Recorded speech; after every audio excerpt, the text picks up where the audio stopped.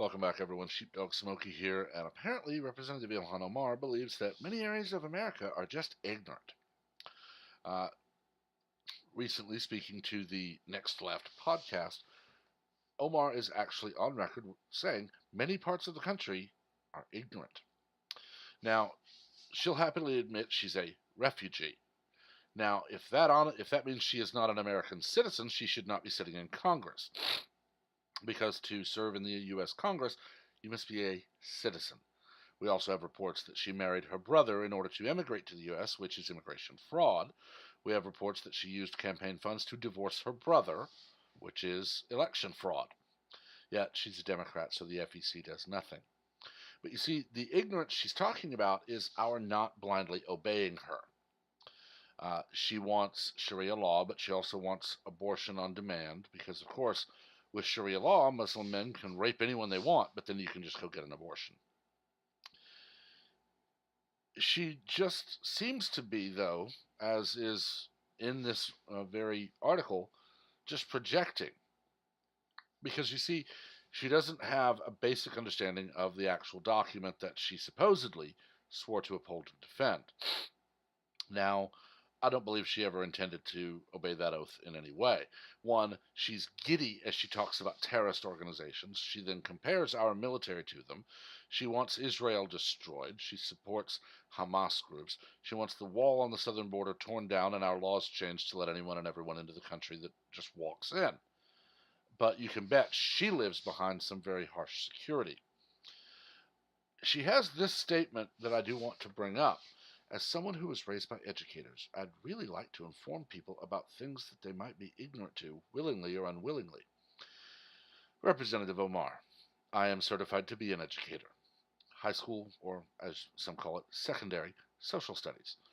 That includes government, economics, geography, history, psychology, sociology, social psychology. I studied for many years to earn this degree and certification.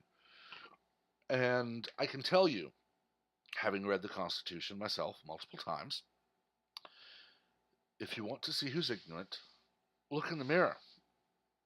But you see, this is a classic case of projection. She wants higher taxes, and she wants socialist programs, and she wants the forced denial of the Christian faith, and so on and so forth, proving that her own bigotry is rampant and that her own ignorance is amazing in its levels. So she has to accuse others of being ignorant bigots. She is the one saying that America will not be the country of white people, even though it was settled by white Europeans. It is still predominantly white or Caucasian. She also praises Nicolas Maduro and celebrates or defended, pardon me, Palestinian terrorist attacks on Israel. This is a very common one when the terrorist organizations outside of Israel's borders attack Israel. One, they're either praised or they're ignored. And they're ignored because Israel responds.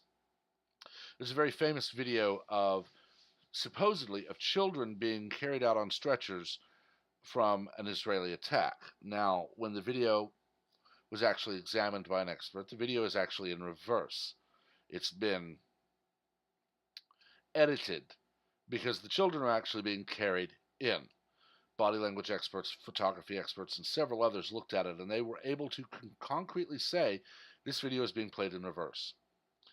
And the other part is the supposed hospital where that was attacked by Israel was actually where Hamas had launched an attack on Israel from. It's actually a very common tactic with Hamas or Hezbollah or the rest of them. They will attack from a very heavily populated area of civilians, specifically women and children, so that when Israel returns fire, when they respond to a terrorist attack, the people Hamas has put in harm's way are harmed. There's an image that goes around every now and then showing an image of two soldiers, or two people who act as one a soldier, one who just acts.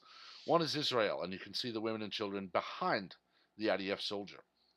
The other are terrorist organizations, where you can see the terrorist hiding behind women and children. And this is who Omar praises. She also very ignorantly says that 9/11 was when some people did something. As a former firefighter myself, that makes my blood boil. She claims to want to serve the U.S., but she makes extremely light of one of the most horrible tragedies on our timeline. Imagine if a Japanese American had said that Pearl Harbor was when some people did something. Imagine Ted Lieu saying that about Pearl Harbor. Imagine, if you will, a German politician calling the Blitz and bombing of London was some people who did something. Or Kristallnacht, well, some people did something. It's a psychological ploy. It's a psychological tactic to lessen the horror of a tragedy. It's there to say, you can't be upset about this because I say you can't, because I say it wasn't a bad thing, so you're not allowed to be upset. In the case of Representative Omar, she's telling us we are not allowed to be upset at the memory of thousands of Americans dying at the hands of Middle Eastern terrorists.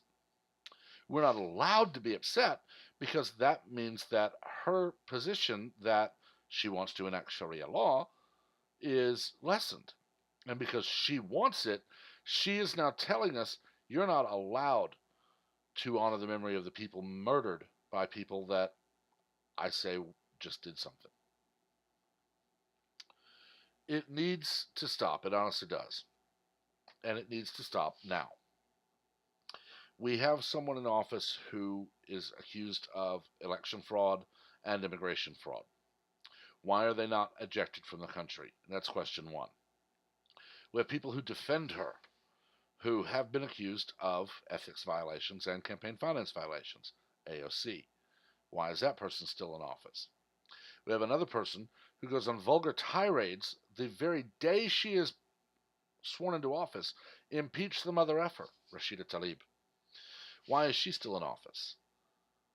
You see, when Democrats control Congress, they are the first to scream ethics violation at the drop of a hat for a Republican who rightly calls someone out. They want Donald Trump impeached right now because he released a video with several clips of Nancy Pelosi proving she's unfit for office. Now, of course, they go on long-winded rants that it was selectively edited. The clips were not edited.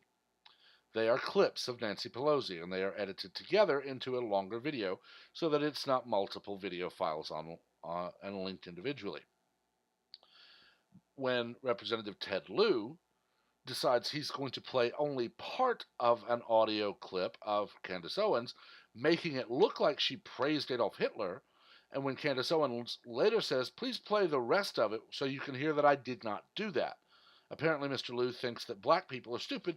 Jerry Nadler tells her not to insult Lieu. When she says, I didn't, here's what I said, exactly, he shrugs.